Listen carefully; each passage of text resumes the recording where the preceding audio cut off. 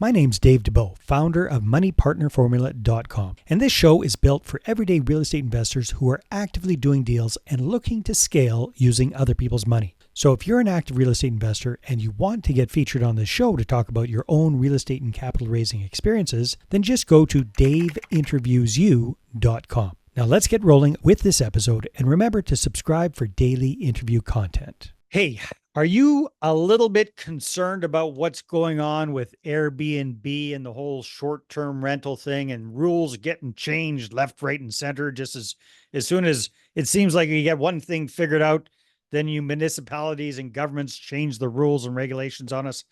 Well, if you've been thinking about short-term rentals and you're a little bit nervous about it, pay close attention today because our special guest is an expert on that. Rich Munroe has been doing short-term rentals for a number of years now. He's got a significant portfolio, and he's been helping people in this world for quite some time. And today we're going to take a look at what's going on with short-term rentals and how to navigate it in today's environment. So, Rich, welcome to the show. Dave, thanks so much for having me. My pleasure. So, Rich, let's just start off big picture overview. What does your real estate investing business look like as of August 2024? Yeah, right now, our core focus, as you mentioned, is short-term rentals and Airbnbs. And so we actually have three different strategies. We acquire properties much like an investor would that's distressed, rehab them for the purpose of doing short-term rentals. We also do the master lease or rental arbitrage strategy. And then we also manage properties for other investors. It's another way to kind of, add to that monthly net cash flow. So we earn a 25% of the rental amount as the management fee. And so right now we've got a little over 40 properties that are mostly here in Georgia. We've also been in the Tampa, Florida market as well. Very, very cool. So those are 40 properties that you own, or altogether that you're managing and owning and everything in? It's all combined with Got it. those three different strategies. Got it. Very, very cool. And primarily in Georgia, Atlanta. Primarily in Georgia, Atlanta metro area, Mhm. all in the suburbs and also in the city as well. Okay, very good. So, Rich, I'm not a short-term rental guy myself, but I have seen a lot in the news, as everybody else has over the last little while, about, municipalities and whatnot kind of clamping down. I know that's really bit a lot of people in the butt because they purchased certain, especially in Canada, because properties are so damn expensive up here. About the only way you can make a single family home cash flow is short-term rentals, and bang, then you get that rug pulled out from underneath you. What's your take on all of this, and how are you guys dealing with these kind of changes, and how are your students dealing with them in different areas? Yeah, no, that's a great question. And typically that's really the starting point when you're looking at an investment strategy with short-term rentals is understanding what the regulatory environment looks like. In Atlanta, actually, I'm also the president of a nonprofit that we formed to fight the non-investor short-term rental ordinance that was voted in 2021. Unfortunately, what tends to happen here in most large cities, and this is no surprise across the United States, and even in other parts of the world, is anytime Airbnb hears any kind of rumblings of restrictions or banning, they kind of throw this model legislation, which typically goes back to their beginnings, which is more of a home sharing environment, primary residency requirement, which is exactly what Atlanta adopted. And so the only way to legally apply for a license, for example, in Atlanta right now, is to have a primary residence. You can do that property plus one additional. All the major cities, New York just kind of ramped up their ban, Chicago, San Francisco, LA, they all have that same component. Now, thankfully, we've been successful with Atlanta to basically get them to make changes to the current rules, and they've not been enforcing the enforcement until they redo the rules. They've pretty much agreed to grandfathering rights, which means if you're already up and running, they can't prohibit you. Mm. And they've kind of deemed it, there was a case in New Orleans that deemed it unconstitutional to require you to be a primary resident to get a license. And so they're going to strip that away as well. So there's other things we're working with, but ultimately the beginnings of this is typically, the first time city council members or county regulators hear about short-term rentals is the neighbors that are, complaining. the limited number of bad apples that are throwing large parties and basically disrupting the neighborhoods. And that's usually the starting point in most major cities and counties that are kind of doing that. Now, thankfully, there are pockets of different areas that have adopted very reasonable requirements. And so what I typically recommend folks do is obviously understand where those counties are that have already defined the rules. And kind of, that's where you kind of want to go deep, right? And so the other thing that I tell folks to do is, a good example of this is Orlando, right? So you've got Orlando, one of the highly restrictive areas for short-term rentals. You can actually only do it if you host somebody in your home legally. Wow. And so what's happened as a result of that, just south of there in Kissimmee, that county basically recognized the value of the tax revenue. And so they put in some reasonable requirements. You get a license, you have to get a quick inspection. As long as you don't get 3 complaints within a 12-month window, you can operate and notify folks who the manager is or the host of the property. Yeah. So as a result of that, you've got about 17,000 active listings in Kissimmee, right? So So everybody just got to move next door kind of thing. Yeah. exactly. So you're able to, even though you've got all these issues with these strict areas, you can act on the periphery. The same thing happened in New York City. Within months of that lockdown, I think they shut down something like 20,000 listings. The growth of listings and just across the water in New Jersey New Jersey. spiked, right? So now there's all these short-term rentals in New Jersey that are kind of accommodating for travelers that are coming into New York. And so, ultimately, I think short-term rentals here are here for the long term. It's something that's a truly economic benefit for travelers. They really reap the benefit of a 5-bedroom house at $300 a night. It could sleep 10 people. When the alternative is getting, 5 different hotel rooms for a huge, 2 or 3 multiples of Oh, that. I think everybody understands the benefit for the end consumer. Right. I think the challenge is hotels and the big bite it's taken out of their bottom line. And I'm thinking a lot of this, I could be wrong. I'm thinking a lot of this kind of might come from that industry group, plus of course complaints and these kind of things. And then the big excuse that we're hearing up in Canada is that short-term rentals is just taking too many properties out of the rental pool. So there's just not enough rental properties available for poor everyday people, which is true.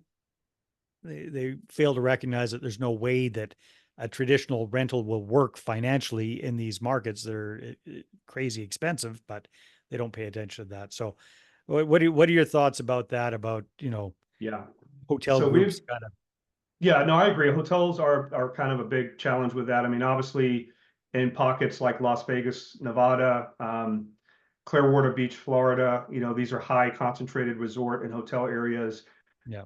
And so, yes, a big part of why those restrictions exist is for that economy to basically not be negatively impacted by it. So that's definitely a big part of it as well.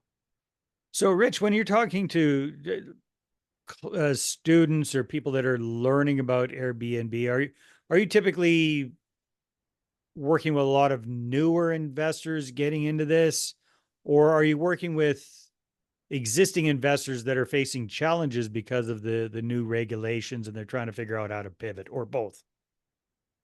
Yeah, I mean, I'll tell you a little bit about my background to kind of make it relatable. And, so I started out with real estate investing with tax lien properties and acquired quite a few properties here in Georgia and Maryland. Mhm. Sold most of those to other investors, let them rehab them, but also started my own rehab company too. We were doing probably 7 or 8 rehabs a year. And really, like most investors, you're told, you want to build up that retirement income and look at long-term rentals as a potential strategy for that. And so, my wife and I were going down that track, and we had probably, 8 or 9 long-term rental properties. And even though we had outsourced the management, it really just became, uh, problematic where folks are not paying you before the holidays. You have to evict them. You did this great rehab a year ago that you have to go in now and retouch everything up. Yeah. And the numbers, by the time you look at the numbers, you're very tight. I mean, you're told you're doing well at $300 or $400 after your debt service on a You're long-term doing rental. fantastic if you're actually netting that. Right. So, yeah. If you're netting that, right? And so the reality is stuff happens, maintenance issues, and those numbers are going to get a lot tighter than that. So we looked at the short-term rental model about 9 years ago, and for me, it was a light bulb moment. Yeah. The other thing was rehabs are great. There's a lot of good money in it, but it became a job. I mean, you're overseeing contractors, you're constant financial stress of properties not selling on time. And so I pivoted, and basically anything that didn't fit the short-term rental model, we sold out of our portfolio. We grew very quickly in the beginning with the rental arbitrage model and added about 11 units that were all master leases, and then also added more properties through acquisitions and through managing for other investors. And what happens is you can kind of develop a strategy and a process to automate a lot of the business. Yeah. It is a hospitality business, make no mistake about it. Your 5-star reviews is going to be the priority, but there's a way to put a process in place to manage that so that you're not the one doing a lot of the day-to-day work. Mhm. So the folks that I usually typically work with are a similar background to me, where they're either long-term landlords and they're struggling with wanting to not being able to grow in this high interest rate environment, and the numbers being you can't get that 1% rule working.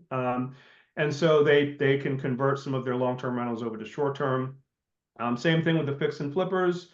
Being able to kind of strategically shift over and now build something that can give them that consistent monthly revenue, 15, 20, 30, 40,000, whatever their monthly goals are, and not have to be constantly chasing deals and hunting in this very competitive environment to get rehabs done. Mhm. And so that's typically kind of the folks that we help to kind of build a scalable business with short-term rentals and kind of get them closer to their financial goals that way.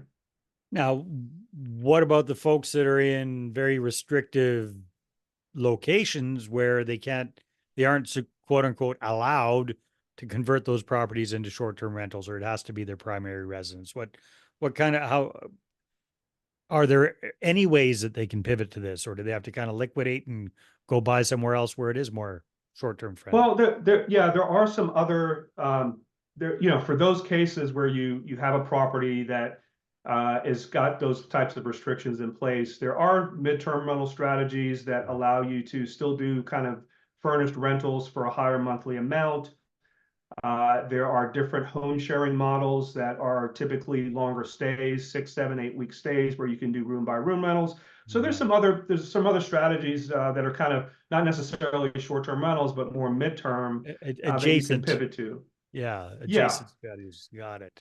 right. And the Mhm. other thing too, like I've talked about, there's nothing wrong with kind of looking at the big picture here and operating on the periphery of the restrictive areas, and then also having a clear understanding of where the regulations have been put in place that are very reasonable to live with, and you can kind of focus on those target areas. Not necessarily the one that you might be stuck with, but for growth purposes, you can kind of pivot and look at those markets as opportunities. Yeah, no, that makes a lot of sense. So, Rich, if people would like to connect with you and get some help or find out more about pivoting or getting into short-term rentals in today's environment, how can they connect with you? Where should they go? Yeah, so I have a Facebook group called B&B Investing Group, and we can put the link down in the notes as well. And I typically do weekly Facebook Lives, and I talk to other short-term rental investors. And much like your podcast here, Dave, I just talk to them about how they got started, how they grew the business. It's so funny with real estate. There's so many different niches that you can navigate in. So some folks, focus just on ADUs or tiny houses, Mhm. luxury tree houses. Some just do management, some just do acquisition. So we talk to a lot of different investors, and there's a good way to learn. And if you're looking at this as a potential strategy, you can kind of get more details from what other folks have experienced to kind of help you navigate what your thought process might look like. Very cool. What's the name of your group again? B&B Investing Group. So just like Airbnb, but B&B Investing Group. And that's on Facebook. That's on Facebook. Yeah. Perfect. Well, Rich, thank you very much for shedding some light on what's going on with short-term rentals these days and how we can still keep involved or get involved. I really appreciate it. Yeah. My pleasure, Dave. Thanks so much for having me. All right, everybody, take care, and we will see you on the next episode. Hey there, I really hope you enjoyed that episode. And as always, if you want to listen to more daily interview content, make sure you subscribe. And if you're an active real estate investor and you're doing deals and you'd like to get featured on this show, then just head over to daveinterviewyou.com. Now at moneypartnerformula.com, we help real estate investors to create a process for predictably getting capital so they can do more deals without relying on hard money lenders or the banks. We do this by building them a private capital marketing system. Now, if you want help turning yourself into a big money capital attraction machine, then book a call with our team to see how we can help. Just visit moneypartnerformula.com to find out more. All right, take care, and we'll see you on the next interview.